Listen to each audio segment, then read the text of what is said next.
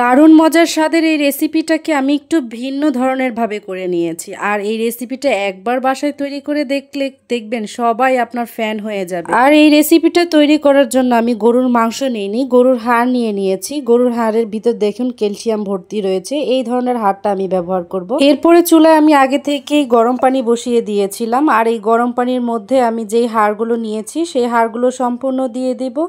দিয়ে দেওয়ার পরে আমি এখানে 2 টেবিল চামচ আদা বাটা ব্যবহার করব এবং 2 টেবিল চামচ রসুন বাটা দেব এবং পরিমাণ মতো লবণ দিয়ে অনেকক্ষণ পর্যন্ত সিদ্ধ করে নেব। আর এখানে আমি দোকানের কেনা হালিম মিক্সটা নিয়ে নিয়েছি। আর হালিম মিক্সের ভিতরে 2টা প্যাকেট থাকে, একটাতে হচ্ছে ডালের অংশ থাকে আর একটা হচ্ছে মশলার প্যাকেট থাকে। ডালের অংশের যে প্যাকেটটা আছে সেটা আমি একটা বাটিতে নিয়ে নিলাম। আর এখানে আমি গরম পানি নিয়ে নিয়েছি। গরম পানিতে এই ডালের অংশটা আমি ভিজিয়ে রেখে দেব প্রায় 10 মিনিটের জন্য। আর খুব ভালোভাবে এখানে নেড়েচেড়ে আপনাকে মিশিয়ে নিতে হবে যেন দলা পেকে না যায়। আর এটাকে মিশানো হয়ে গেলে আমি এক সাইডে রেখে দিলাম। আর দেখুন আমার মাংসটা প্রায় সিদ্ধ হয়ে এসেছে। সিদ্ধ হয়ে গেলে পানির পরিমাণটাও কমে যাবে আর হাড্ডিগুলো অনেক নরম হয়ে আসবে। এখান থেকে অনেক ক্যালসিয়াম বের হয়ে এসেছে।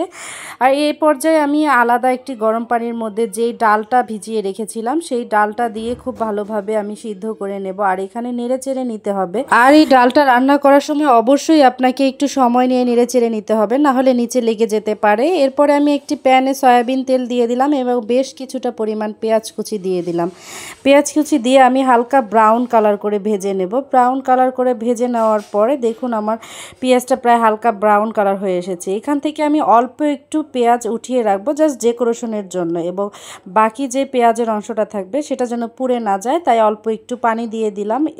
2-3 টেবিল চামচের মতো আদা বাটা দিয়ে দিব এবং রসুন বাটা দিয়ে দেব। আর রসুন বাটা দিয়ে দেওয়ার পর হলুদের গুঁড়া, মরিচের গুঁড়াটা আপনার এখানে স্বাদ অনুযায়ী দিতে পারেন, যে যেরকম ঝাল খান আর কি। তারপরে আমি ধনিয়ার গুঁড়া দিয়ে দিলাম, জিরার গুঁড়া দিয়ে লবণ দিয়ে দিলাম।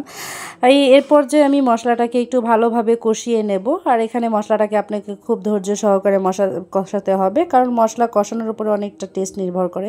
এরপরে যে হালিমের যে এক্সট্রা মশলার প্যাকেটটা ছিল সেখান থেকে আমি অর্ধেকটা দিয়ে দিয়েছি আর অর্ধেকটা রেখে দেব অন্য একটা এই ডেকোরেশনের জন্য। কারণ যখন আপনি ডেকোরেশন করবেন তখন যদি এই মশলাটা দেন তখন আলাদা একটা স্মেল আসে।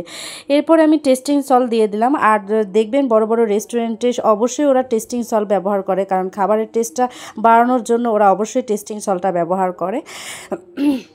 এরপরে আমি মাংসটা দিয়ে দেওয়ার পরে খুব ভালোভাবে কষিয়ে নিলাম এবং মাংসের যে আমি মাংস সিদ্ধ করার সময় যে এক্সট্রা পানিটা ছিল সেই পানিটা দিয়েই আমি এখানে আবারও মাংসটাকে কষিয়ে নেব। আর মাংসটা পুরোপুরি রান্না করার পরে যে আমি এক্সট্রা ডাল আর এক চুলায় বসিয়ে দিয়েছিলাম সেই ডালটা আর মাংসটা একসাথে মিক্স করে নিলাম। আর এটা আমার স্কিপ হয়ে গেছে।